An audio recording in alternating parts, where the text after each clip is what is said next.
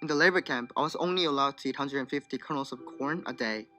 One morning, we were marching in our roast, our work site, and I saw a dry vomit on the road.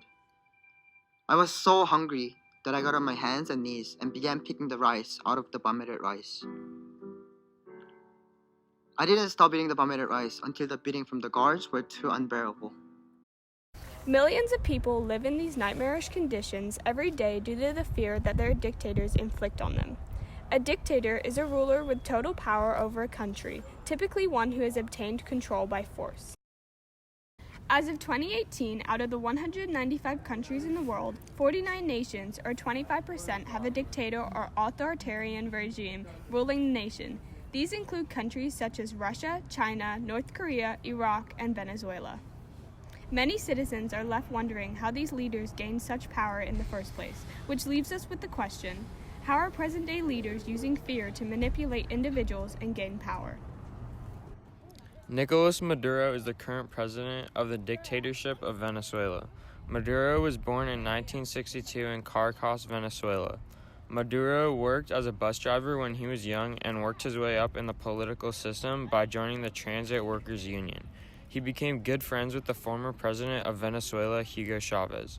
Chavez became his mentor and he joined the United Socialist Party of Venezuela. Maduro was appointed vice president by Hugo Chavez. When Hugo Chavez passed away in 2013, Maduro was elected president of Venezuela. One component that Maduro used to win the election and gain power over time was fear of the unknown. Maduro scared the Venezuelans into thinking about all the bad things that might happen if he was not in charge, and convinced his citizens that his opposition was going to ruin the country. This is similar to Jack's tactic from Lord of the Flies when he scared the boys with the beast. Once elected, Maduro used conflicts with other countries to spark fear in Venezuela and draw attention from how the economy within Venezuela was doing. This tactic gave Venezuelans a common enemy and therefore strengthened and solidified their solidarity. Also, Maduro announced on state-run TV that he expelled 3 U.S. diplomats. He claimed that they were getting involved in a widespread power outage earlier in the month.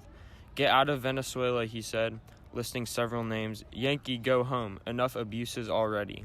He manipulated the citizens into believing the U.S. did something they did not and therefore gained further support. Lastly, Maduro has also jailed political opponents and disqualified them from running for office. At one point in time, Venezuelan prisons and intelligence service offices held more than 230 political prisoners. Additionally, Xi Jinping was born on June 15, 1953. Right away, he was exposed to the political environment due to the fact that his father served as Deputy Prime Minister of China. His early exposure would later help him rise through the ranks in the Chinese Communist Party, or the CCP. The CCP is the founding and ruling party of modern China. Xi's first appearance in the political setting was in 1974 when he served as branch secretary. For the next few decades, he traveled around to various locations in China, exploring different political opportunities.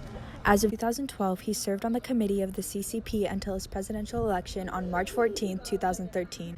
More than half of China's population of 24 million belongs to Muslim ethnic minority groups.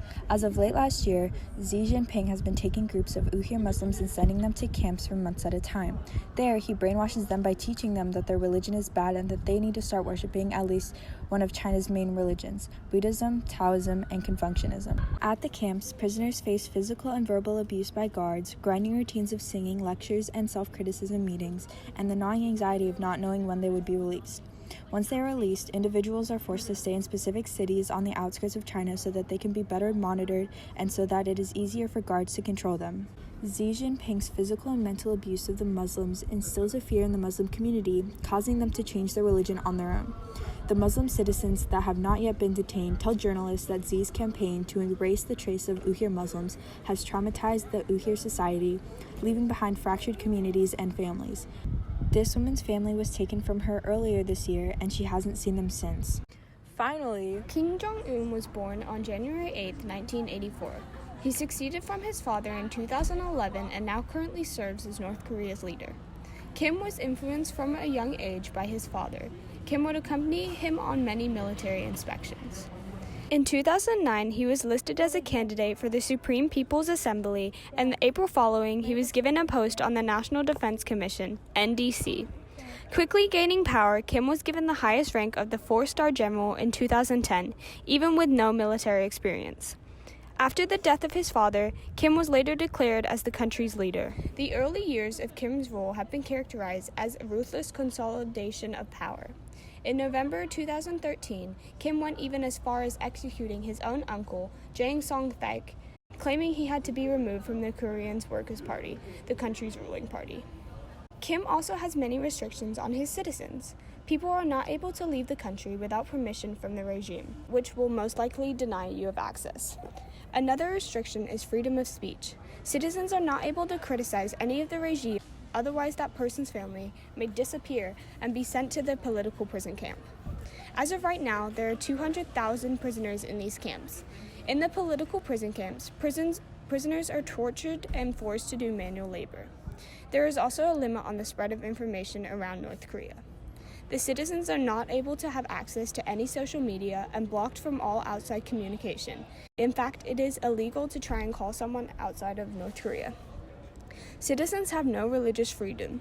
Also, if anyone is trying to preach any religion, then they are persecuted.